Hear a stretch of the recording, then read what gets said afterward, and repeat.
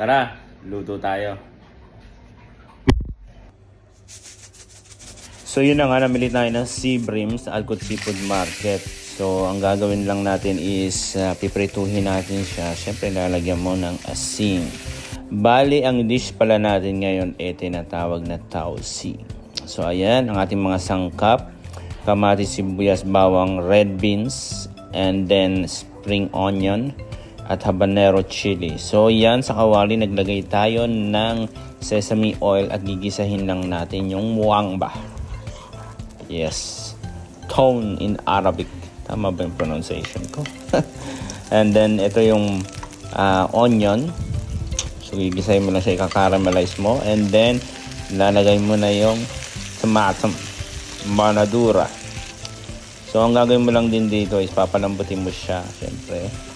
And then ilalagay mo na yung red beans. Dito kasi wala akong nakitang black fermented beans. So red beans yan. Okay? And then syempre lagyan natin ng mga pampalasa, black pepper, aswad pilpil, and then ang ating tauyo.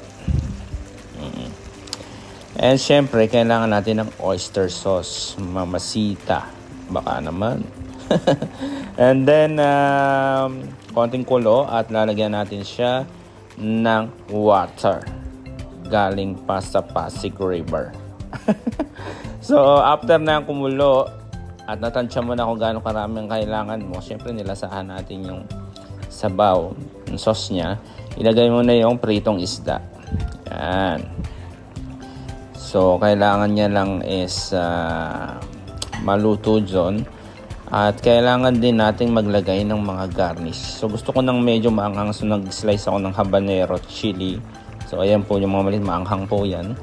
And then lagyan natin ng mga spring onion. Malapit na tayo sa finish line dito kasi ganito lang siya kasimple. Ayan. Kita nyo na, ganda ng kulay. Pakuluin mo lang konti at yun, malapit na tayo. Iyon o. So yan po ang ating finished product. Sarap.